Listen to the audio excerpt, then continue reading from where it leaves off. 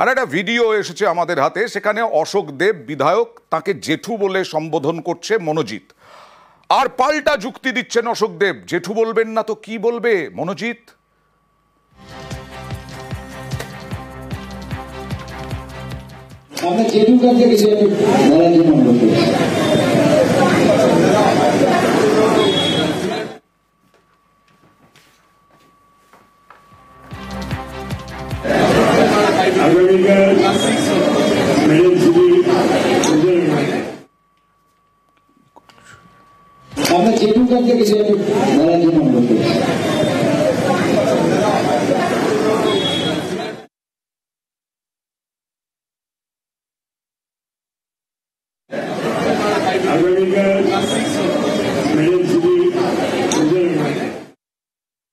নাম ধরে ডাকবে নাকি আমাকে? বলতেই পারে গার্জেনেরও দাদা, ছেলেরও দাদা, তার মেয়েরও দাদা, কারণ আমি আমার সাথে সম্পর্ক করে নাই। আমি কি করবো? বাবাও দাদা থাকছে, ছেলেও দাদা থাকছে, মাও দাদা থাকছে।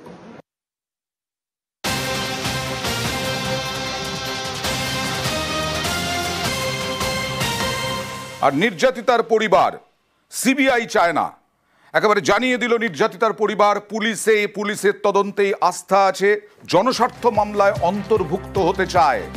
গণধর্ষণে সিবিআই তদন্ত চায় না নির্যাতিতার পরিবার, জনস্বার্থ মামলায় অন্তর্ভুক্ত হতে চায় পরিবার। হাইকোর্টে আইনজীবী নিযুক্ত নির্যাতিতার বাবার, কাল শুনানি বিচারপতি সৌমেন সেনের ডিভিশন বেঞ্চে। কথা বলবো প্রতিনিধি অর্ণবের সঙ্গে। অর্ণব, কি বলল নির্যাতিতার পরিবার? দেখো, একাধিক জনস্বার্থ মামলা হয়েছে কসবা এই ল কলেজের ঘটনা নিয়ে, এবং একাধিক মামলায় এক একটা মামলা এক এক রকমের আবেদন। তবে এই মামলায়, জনস্বার্থ মামলায় কসবা কাণ্ডে নির্যাতিতার পরিবার তারা অন্তর্ভুক্ত হতে চায়। তাই ওকালতনামা সই করে তারা আইনজীবী নিযুক্ত করেছেন, এবং সেই আইনজীবী হিসেবে কালকে তারা সাবমিশনে রাখবেন ডিভিশন বেঞ্চে, বিচারপতি সৌমেন সেনের ডিভিশন বেঞ্চে। অত্যন্ত গুরুত্বপূর্ণ যেটা আদালত সূত্রে আমরা জানতে পারছি, তা হলো কসবার নির্যাতিতার পরিবার কোনো সিবিআই তদন্ত চায় না, এবং তারা চায় নিরপেক্ষ তদন্ত, প্রকৃত সঠিক তদন্ত এবং বিচার, ন্যায় বিচার চায় তারা। এই জায়গাতেই আইনজীবী মহলে একটা সাংঘাতিক ধরনের কৌতূহল তৈরি হয়েছে। তবে কি আরজিকর কাণ্ডের পর সিবিআই এর প্রতি মানুষের যে কোথাও একটা তদন্তে এগুতে না পারা, সিবিআই নিয়ে একাধিক যে প্রশ্নের সম্মুখীন হয়, সেই জায়গা থেকে এই নির্যাতিতার পরিবারও সিবিআই চাইছে না। কারণ সিবিআই মামলার পরিণতি শেষমেশ খুব খারাপের দিকে এগিয়েছে, এমনটা বারবার উদাহরণ হিসেবে রাজনৈতিক চর্চায় ফিরে আসে।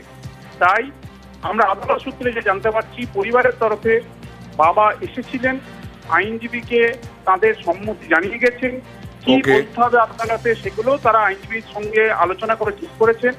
কিন্তু তারা কোন রকম সিবিআই তদন্ত চাইছেন না, কিন্তু এজেন্সি তদন্ত চাইছেন না, এটা এক প্রকার স্পষ্ট আদালত সূত্র থেকে, এটাই আমরা জানতে পারি।